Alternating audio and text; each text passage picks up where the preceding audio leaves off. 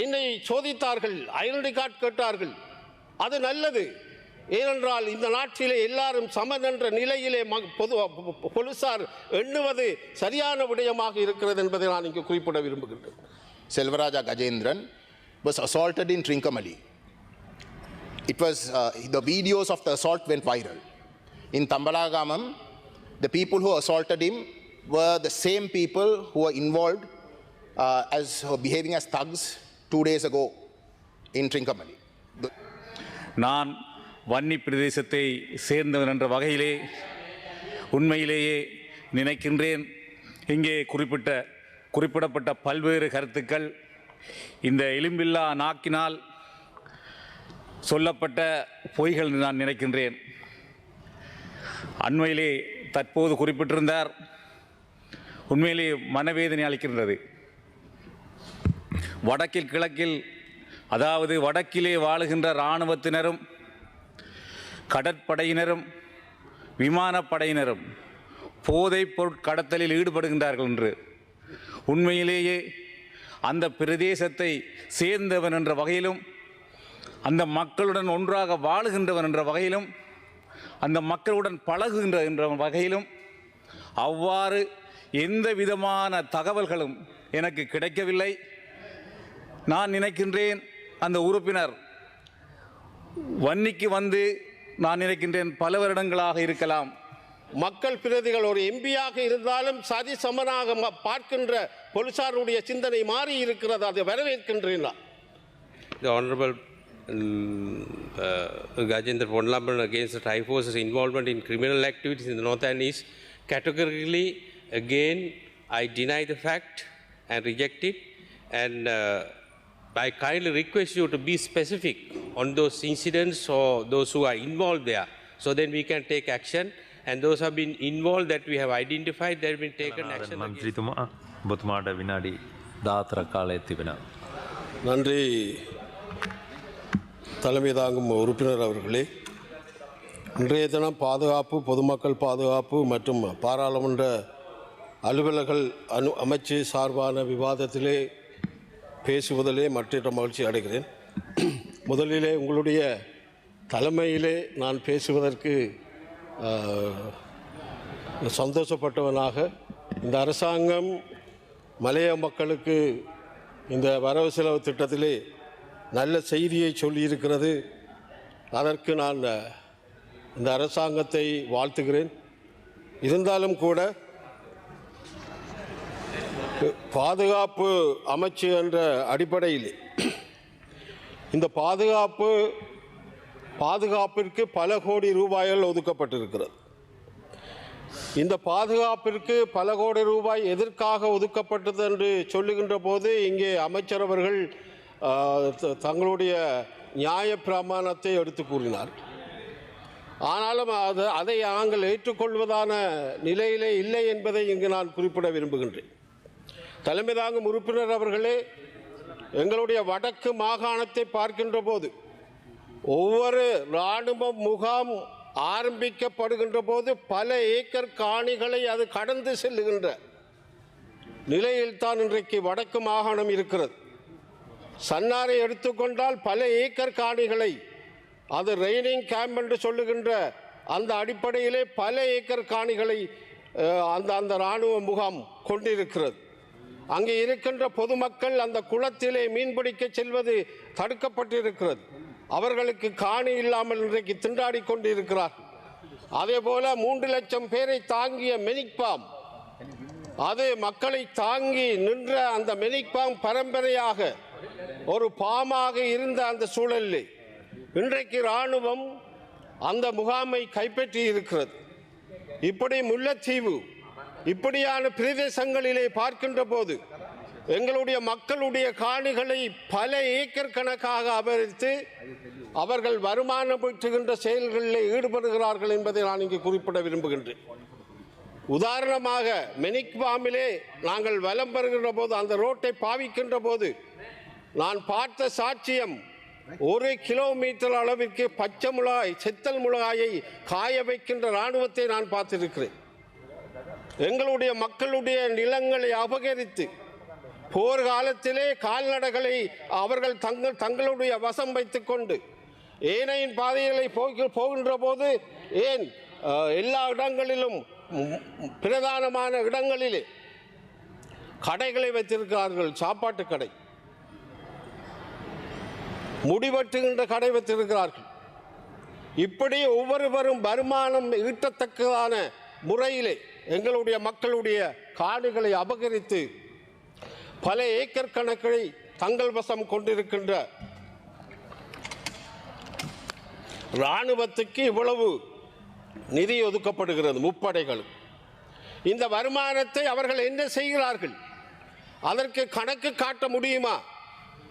அவர்கள் ஈட்டுகின்ற எங்களுடைய மக்களுடைய கால்நடைகளை பயன்படுத்துகின்ற, வெள்ளாமை நிலங்களை பயன்படுத்துகின்ற, தோட்டங்களை பயன்படுத்துகின்ற, முந்திரிய தோட்டத்தை பயன்படுத்துகின்ற இந்த இராணுவ முகாம்களில் இருக்கின்ற இந்த இராணுவத்திற்கு வருகின்ற வருமானம் எதற்கு போய் சேர்கிறது என்பதை விளங்கிக் கொள்ள முடியுமா? ஒவ்வொரு முறையும் மக்கள் போராடுகிறார்கள். ஒவ்வொரு முறையும் காணிகள் பிடிக்கப்படுகின்ற போது உறுதியோடு நின்று தங்களுடைய சொந்த காணி என்று போராடுகின்ற மக்களை எங்களுடைய தேசத்திலே இன்றைக்கும் பார்க்க முடியும். முப்படை போகிறது, இராணுவம் போகிறது. இப்படி இரண்டு படைகள், இந்த படைகளுடைய காணிகள் எதற்காக, எங்களுடைய மக்களுடைய காணிகள் எதற்காக அபகரிக்கப்படுகிறது என்பதை சொல்லிக்கொள்ள வேண்டும். ஜனாதிபதி அவர்கள் சில காணிகளை விட்டிருக்கிறார்கள். ஆனால் ஜனாதிபதியிடம் நான் கேட்கின்ற கோரிக்கை என்னவென்றால், தயவு செய்து உங்களுடைய இராணுவத்தின் கையிருக்கின்ற அந்த மக்களுடைய காணிகளை விடுதலை செய்யுங்கள். உங்கள் மீது பாரிய நம்பிக்கை வைத்திருக்கிறார்கள் எங்களுடைய மக்கள். இந்த அரசாங்கத்தின் மீது நான் சொல்லவில்லை, ஜனாதிபதி மீது பாரிய நம்பிக்கை வைத்திருக்கிறார்கள் எங்களுடைய மக்கள். அவர் செய்வார் என்ற அந்த நம்பிக்கையோடு இருக்கிறார்கள். ஆகவே இந்த இராணுவ முகாமில் இருக்கின்ற அரசாங்க காணிகளை நான் கேட்கவில்லை. இந்த பண்ணைகளை மக்களுக்கு கொடுங்கள். இந்த கால்நடைகளை மக்களிடம் ஒப்படையுங்கள். என்னத்துக்கு இராணுவத்துக்கு வருமானம் ஈட்டுகின்ற இந்த கடைகள், ஏனையின் பாதையில் இருக்கிற முக்கிய இடங்களில் இருக்கின்ற சாப்பாட்டு கடைகள் இராணுவம் செய்கிறது. அந்த வருமானம் யாருக்கு செல்கிறது? ஆகவே கவனத்திலே இதை நீங்கள் எடுக்க வேண்டும் என்பது என்னுடைய கருத்து. அது மட்டுமல்ல, எங்களுடைய மன்னார் மாவட்டத்திலே ஜனாதிபதியிடம் ஒரு வேண்டுகோளை விடுக்கின்றேன். மன்னார் மாவட்டத்திலே அந்த பாலத்திற்கு அருகாமையில் இருக்கின்ற நிலத்திலே பரிசோதனை என்ற பெயரிலே இராணுவம் முகாமிட்டிருக்கிறது.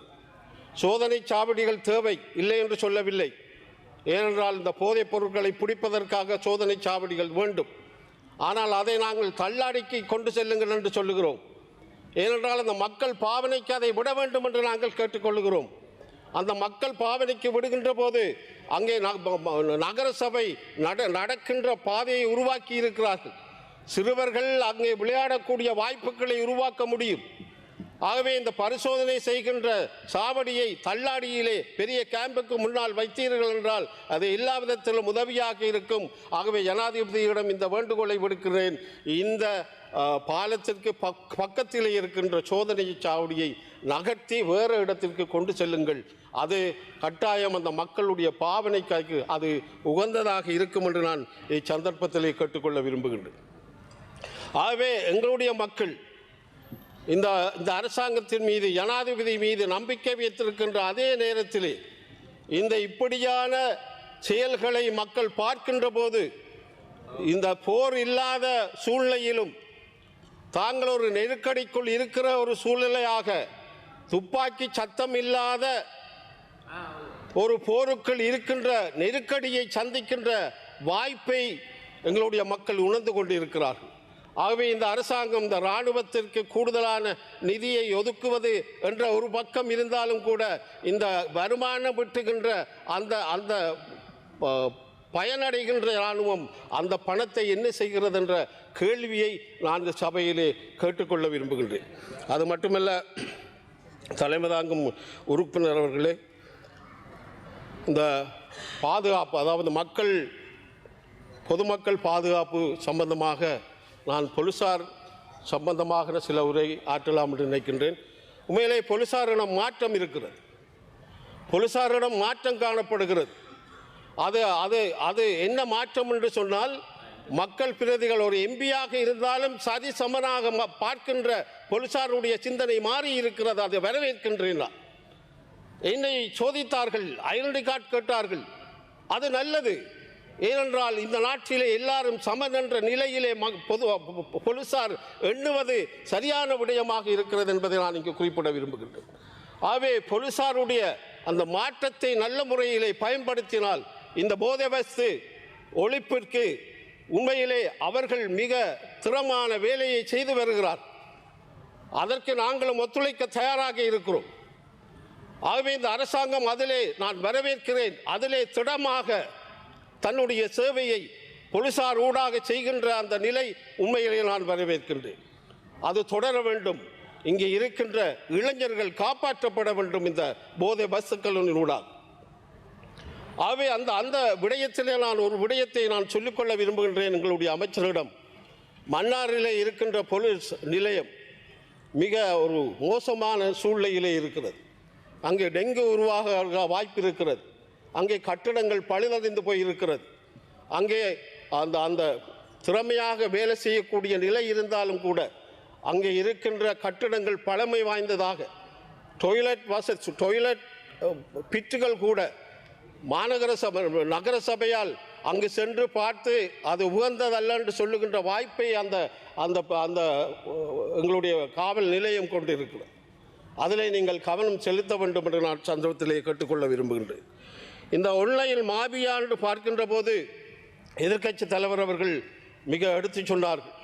இதிலே எங்களுடைய கிராமப்புற மக்கள் மிகவும் ஏமாற்றப்பட்டு கொண்டு இருக்கிறார். ஆகவே இந்த போதை வஸ்து ஒழிப்பு எப்படியோ இந்த ஆன்லைன் மாபியாக்களை ஒழிப்பதற்கான முயற்சியையும் இந்த அரசாங்கம் கவனத்தில் கொள்ள வேண்டும். நான் ஒரு உதாரணத்தை சொல்லுகிறேன். ஃபுட் கோர்ட் என்று அழைக்கப்படுகின்ற ஒரு நிறுவனத்தின் பெயரை சொல்லிக்கொண்டு 50 லட்சம் ரூபாயை அபகரித்திருக்கிறார். ஒரு ஏழை மீனவ குடும்பத்திலே அந்த 50 லட்சம் அபகரிக்கப்பட்டிருக்கிறது, ஏமாற்றப்பட்டிருக்கிறார். அந்த நிலையிலே தேவன்பட்டி என்ற இடத்திலே கிரோனி என்று சொல்லப்படுகின்ற இரோனி என்று சொல்லப்படுகின்ற அந்த குடும்பத்தின் 50 லட்சம் ரூபாய்க்கு ஏமாற்றப்பட்டு இன்றைக்கு தற்கொலை செய்கின்ற அளவிற்கு நிலைமை மாறி இருக்கிற சூழலை இந்த ஆன்லைன் மாபியாக்கள் செய்து வருகிறார்கள். அதிலே அரசாங்கம் தனது கவனத்தை செலுத்த வேண்டும் என்று இச்சந்தர்ப்பத்திலே நான் கேட்டுக்கொள்ள விரும்புகின்றேன். ஆகவே இந்த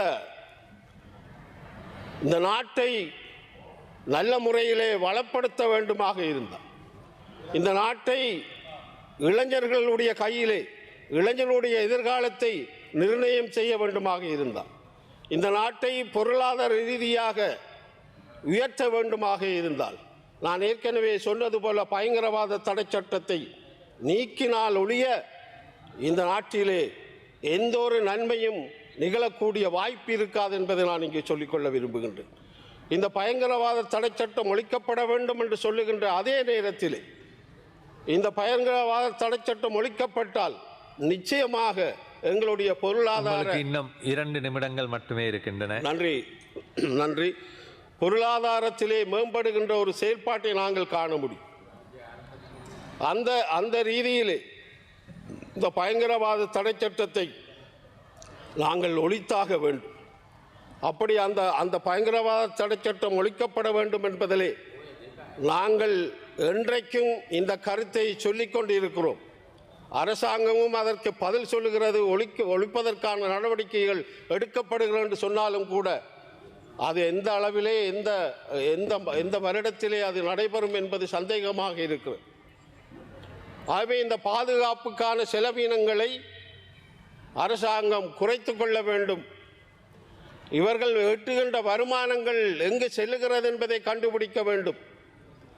பல ஏக்கர் கணக்கை தன்னகத்தே கொண்டிருக்கின்ற இந்த முகாம்கள் பல 1000 ஏக்கர் கணக்கிலே தங்களுடைய எல்லைகளை நிர்ணயிக்கின்ற இந்த முகாம்கள் எங்களுடைய மக்களுடைய நிலங்களை ஒப்படைக்க வேண்டும். இந்த முகாம்களிலே எத்தனை பேர், எத்தனை ஆயிரம் இராணுவத்தினர் அங்கே இருக்கிறார்கள் என்ற பிரச்சனை கேள்விக்குறி எழும்புகிறது. இவ்வளவு ஏக்கர் காணியிலே எதற்காக அவர்கள் முகாமிட்டிருக்கிறார்கள் என்ற சந்தேகம் எழுகிறது.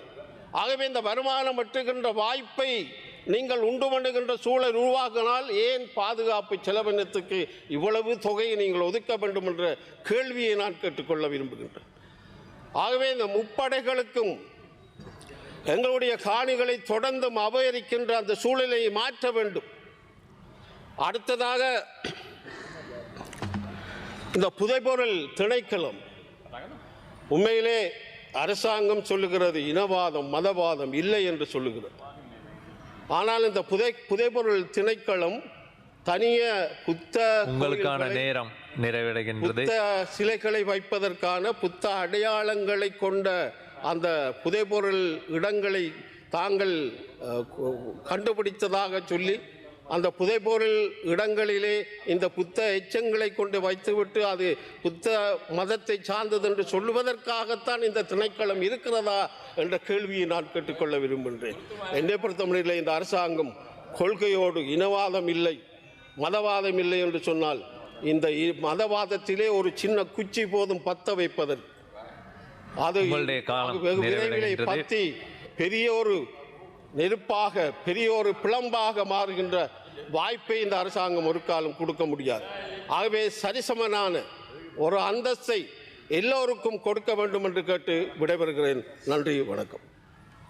கஜேந்திரகுமார் பொன்னம்பலம் அவர்கள், உங்களுக்கான நேரம் 14 நிமிடங்கள். I thank you, Honorable Presiding Member.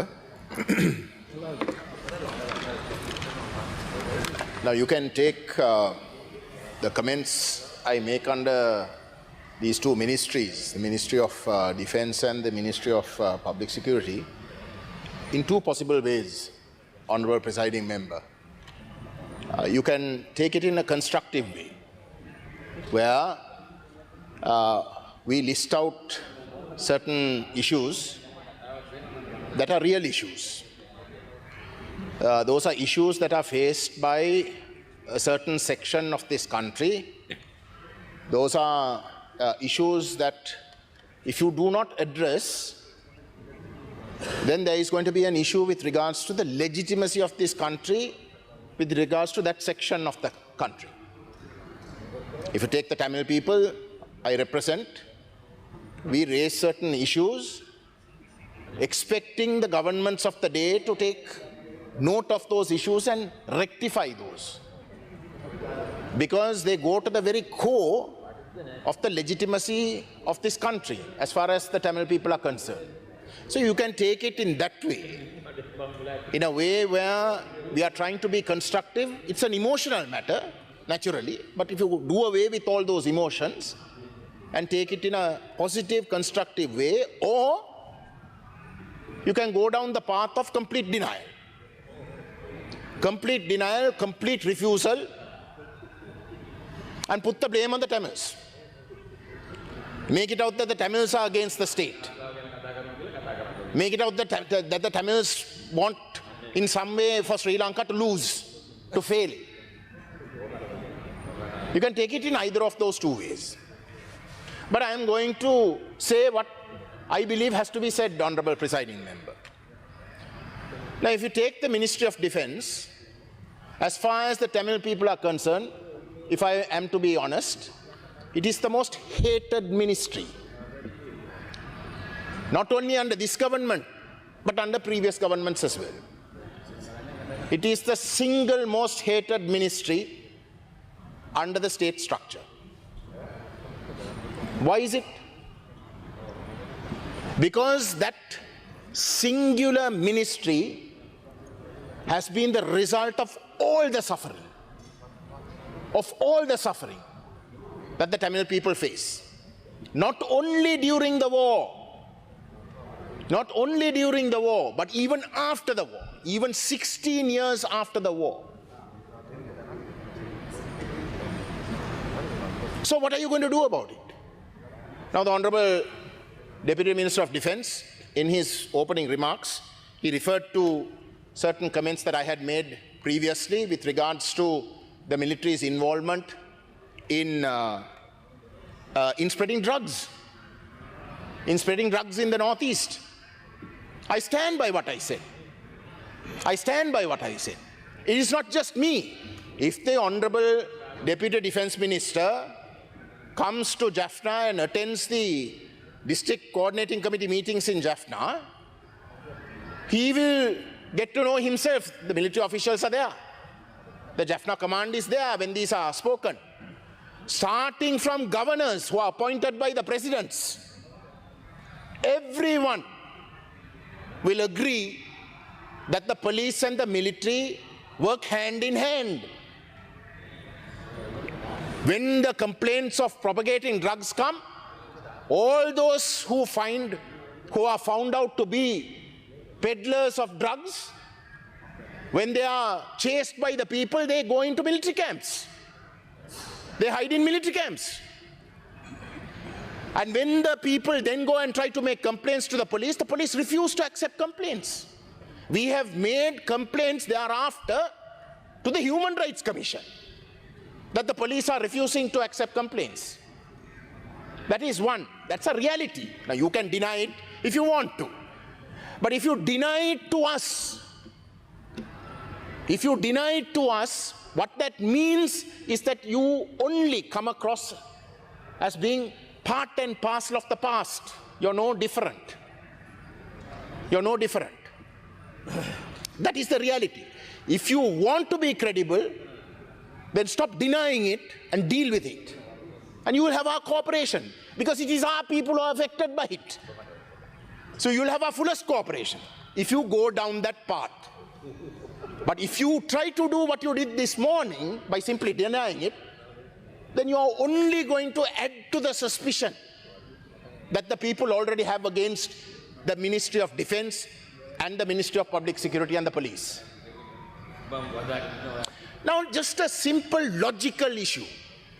The Honourable Deputy Minister of Defence, and I think there was another JVP member who was also a member of the military, retired, I guess, said, you know, what a great service that the military, the Navy, and the Air Force is doing in the Northeast.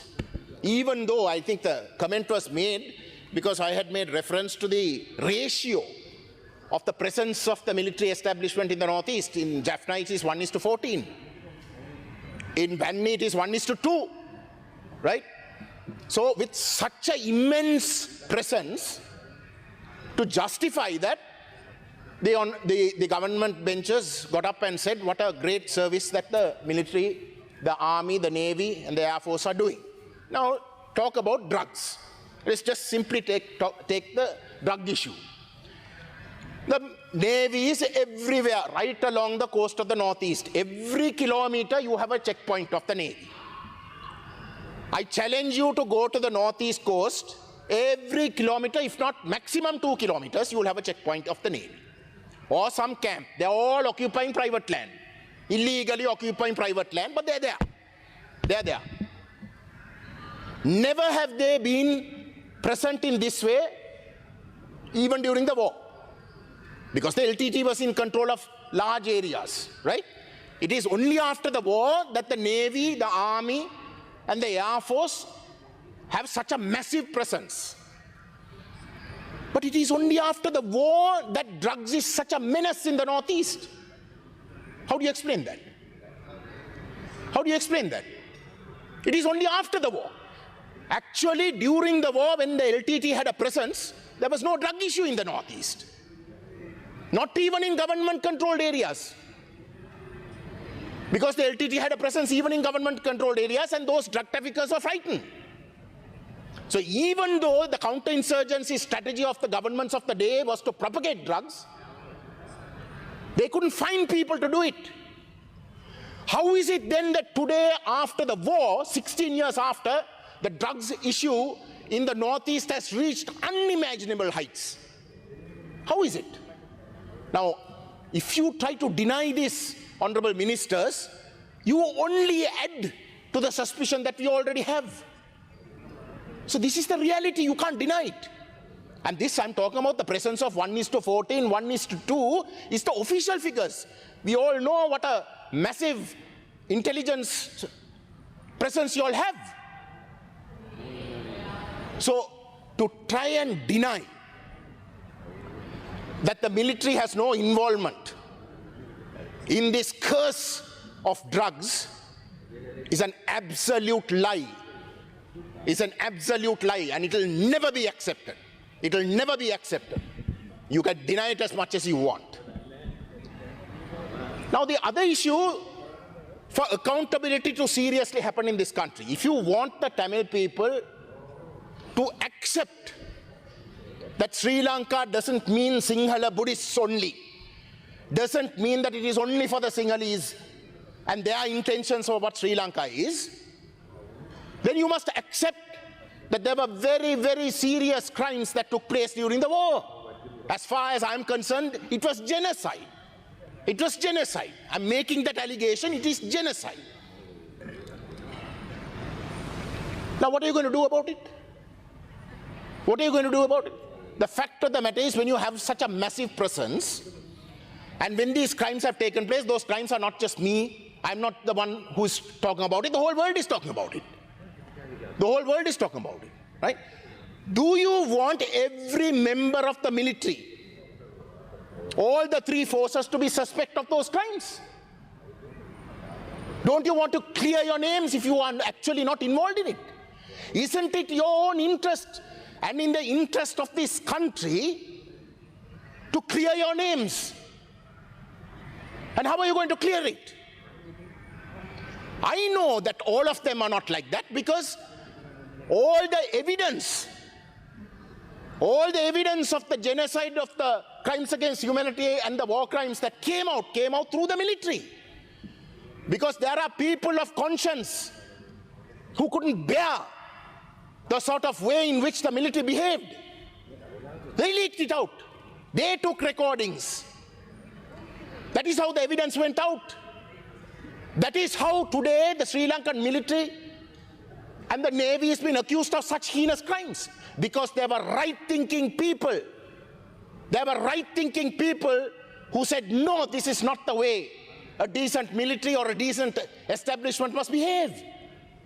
But I can't see the difference between that person who thought correctly and those violators.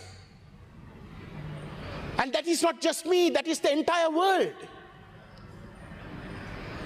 General Fonseca, when he was a member of this House in the previous parliament, on numerous occasions, whenever the budget under Ministry of Defence was discussed, he would stand up and he would say that there is over 50 very senior officers at the highest of the ranks who have travel bans on them. They are unable to go abroad because they are on some list.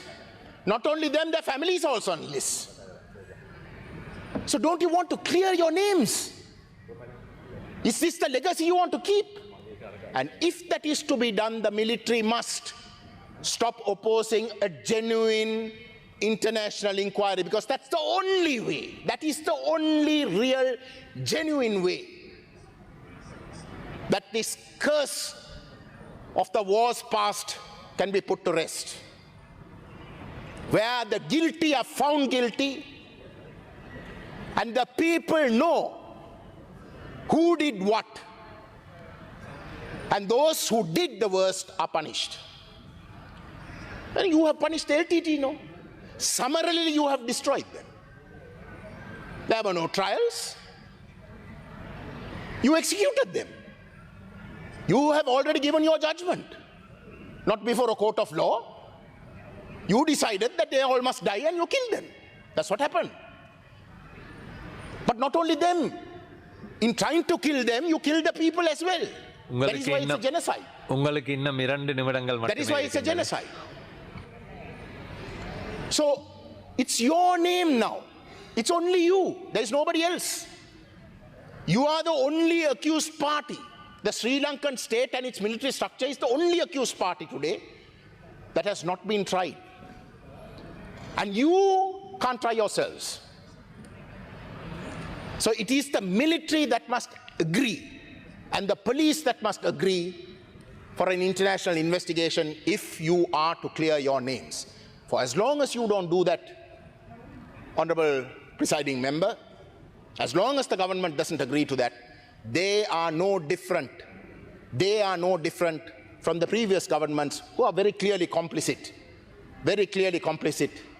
in all these crimes. Now the issue is this.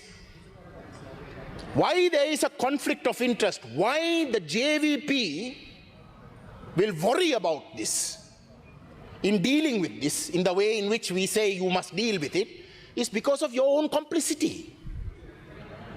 Because the Mahinda Rajapaksa government could not mobilize the people for a war. All they could do is talk about a racist war. Their rhetoric was racist. உங்களுடைய நேரம் நிறைவடைகின்றது. So they wanted somebody else. They wanted somebody who can go and make a credible case for war, to mobilize the war. So it was the JVP that did that. It was their former comrade Vimal Veeravansa, Anura Kumara Disanayaka, and many of the other front benchers who went around from military to military camp in mobilizing the military and the South. So you might be feeling guilty.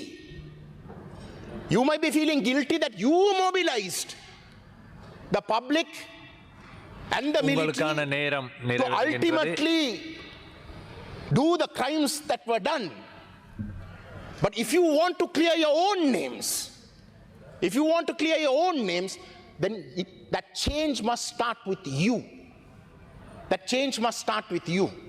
If you want to genuinely make believe to the Tamil people that you are not part of the past of Sri Lanka, that you are not the JVP of that time, and we will not forgive you for that, but you are not the JVP of that time because this is not a war time and our attitudes are different, then you must deal with those issues that I have raised. And I'm telling you again with responsibility, I appeal to you, do not take the comments that we make from these benches, the Tamil members from the opposite side, with regards to the Ministry of Defense and the Ministry of Public Security as something that is just simply to find fault with you. We are saying it because if you don't deal with it, these two ministries will singularly be the most important ministries that will constantly call us to question the legitimacy of the Sri Lankan state. Thank you. Garu Niyojyamatthuma. Thank you, Honourable Member of Parliament on the seat. The allegation made by the Honourable Gajendra Ponnalamban against the Triforce's involvement in criminal activities in the North and East, categorically, again, I deny the fact and reject it. And I kindly request you to be specific on those incidents or those who are involved there, so then we can take action. And those have been involved that we have identified, there have been taken action against those. And I'm very confident the Triforces, they work responsibly towards the national security perspectives and objectives, and they are very disciplined, dedicated and committed to the national security there, the North and East. And yes, there are certain lands have been still used by the military, and this morning also I tabled how many acres that have been released, that have been used by the military, and those are the lands that have been using now are very important strategically and the security wise, and we are listed out the lands which have been able to release in months to come and by next year. Thank you, Honourable Minister.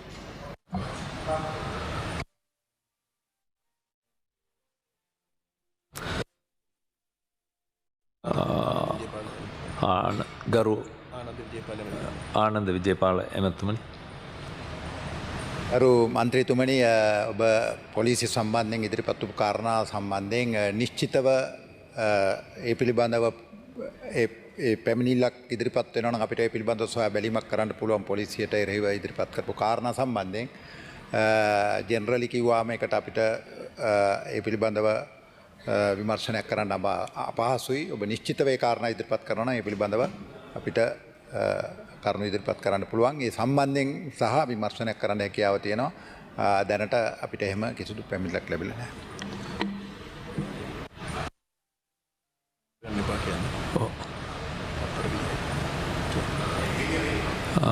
கௌரவ உறுப்பினர் அவர்களே, உங்களுக்கு 30 வினாடிகளை மட்டும் தரலாம். விவாதத்தை மேற்கொள்ள வேண்டிய அவசியமில்லை.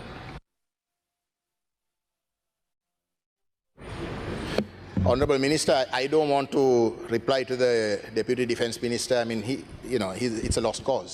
But to tell you just one incident, it involves a former member of this House, Selvaraja Gajendran, was assaulted in Trincomalee. It was, the videos of the assault went viral.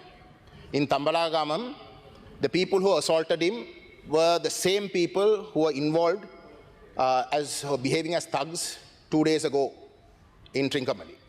It was the same people. Now these people were caught. They were identified. Yeah, I'm finishing. He asked for specifics. I'm giving him. These people were identified. The police eventually produced them in court. They were arrested. Right? They were arrested. That very same day, the ASP went to the High Court and asked that they all be released on bail. Otherwise, there would be riots. Now, honorable member was assaulted. Honorable member was assaulted. The police arrested him, produced him. They were remanded. It is the very same police ASP who goes to the High Court and says that they must all be released. They must all be released. Otherwise, there will be riots. And they were released. And they were released. So, I mean, this is just one example. This is just one example. But this is, I mean, it is just, I can't list it, honorable member. உறுப்பினர் அவர்களை விவாதத்தை மேற்கொள்ள வேண்டிய அவசியமில்லை என்று நினைக்கின்றேன். கௌரவ අරු සභාපතිතුමා මේ ඔබතුමා වෙලාව කළමනාකරණය කරන්නේ නැතුව යන වෙලාවල් ඔබතුමා මේ අදාළ පැත්තෙන් අඩු කරන්න. අපෙන් අඩු කරන්න එපා. கௌரவ உறுப்பினர் திலகநாதன் அவர்கள், உங்களுக்கு நேரம் 9 நிமிடங்கள். கௌரவ சபைக்கு தாங்கும் කමිටි ස්ටේජ් එකේදී අමතිවරු පිළිතුරු සැපයීම සාමාන්‍ය පාර්ලිමේන්තු සම්ප්‍රදාය. ඒක ඇමතිවරු දෙදෙනාට තියෙන අයිතියක්. ඒක මන්ත්‍රීවරු වශයෙන් හෝ අනිත් ඇමතිවරුන්ට තියෙන අයිතියක් නෙමෙයි. විෂය භාර ඇමතිවරු දෙන්නට අයිතිය තිබෙනවා. නෑ සභාපතිතුමාටත් මම හිතන්නේ එතුමා දැන් නතර කරන්න කියලා කියනවා. නතර කරන්න නැත්නම් ඔබතුමා ඊළඟ පියවරට යන්න ඕන. கௌரவ உறுப்பினர் அவர்களே, உங்களுடைய கௌரவ சபைக்கு தலைமை தாங்கும் ஓட ப்ளீஸ். உறுப்பினர் அவர்களே, ඕඩ ප්ලීස්.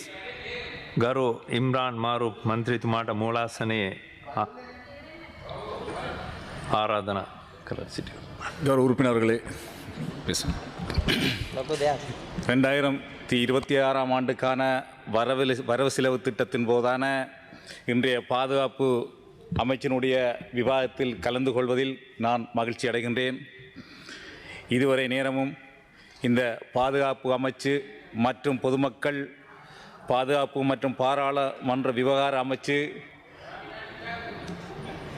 இடையிலான விவாதத்தின் போது பல்வேறுபட்ட கருத்துக்கள் தெரிவிக்கப்பட்டன. நான் வன்னி பிரதேசத்தை சேர்ந்தவன் என்ற வகையிலே உண்மையிலேயே நினைக்கின்றேன், இங்கே குறிப்பிடப்பட்ட பல்வேறு கருத்துக்கள் இந்த எலும்பில்லா நாக்கினால் சொல்லப்பட்ட பொய்கள் நான் நினைக்கின்றேன். அண்மையிலே தற்போது குறிப்பிட்டிருந்தார், உண்மையிலே மனவேதனை அளிக்கின்றது. வடக்கில் கிழக்கில், அதாவது வடக்கிலே வாழுகின்ற இராணுவத்தினரும் கடற்படையினரும் விமானப்படையினரும் போதைப் பொருட்கடத்தலில் ஈடுபடுகின்றார்கள் என்று, உண்மையிலேயே அந்த பிரதேசத்தை சேர்ந்தவன் என்ற வகையிலும் அந்த மக்களுடன் ஒன்றாக வாழுகின்றவன் என்ற வகையிலும் அந்த மக்களுடன் பழகுகின்ற என்ற வகையிலும் அவ்வாறு எந்த விதமான தகவல்களும் எனக்கு கிடைக்கவில்லை. நான் நினைக்கின்றேன் அந்த உறுப்பினர் வன்னிக்கு வந்து நான் நினைக்கின்றேன் பல வருடங்களாக இருக்கலாம். ஆதாரமற்ற பொய்களையும் தெரிவிக்கும் போது அந்த இராணுவத்தினருடைய குடும்பத்தினருக்கும்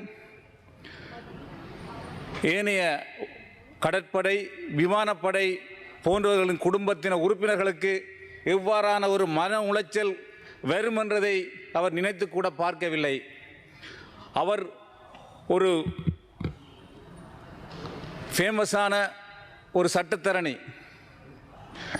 அவர் உண்மையிலேயே நினைத்திருந்தால் வடக்கு மாகாண இளைஞர்களை பாதுகாக்க வேண்டும் என்று நினைத்திருந்தால் அவ்வாறு அவர் தெரிவித்த போதைப்பொருள் கடத்தற்காரர்களை கைது செய்து சட்டத்தின் முன் நிறுத்தியிருக்க முடியும். ஆகவே இந்த உயரிய சபையிலே இவ்வாறாக முப்படையினரையும் குற்றஞ்சாட்ட வேண்டிய தேவை இங்கே இல்லை. உண்மையிலேயே முல்லைத்தீவை பொறுத்த மட்டிலே அவர் குறிப்பிட்டிருந்தார், ஒவ்வொரு கிலோமீட்டருக்கும் ஒரு நேவி பாயிண்ட் இருப்பதாக.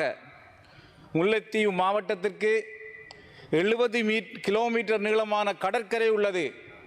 அந்த 70 கிலோமீட்டர் நீளமான கடற்கரையிலே 3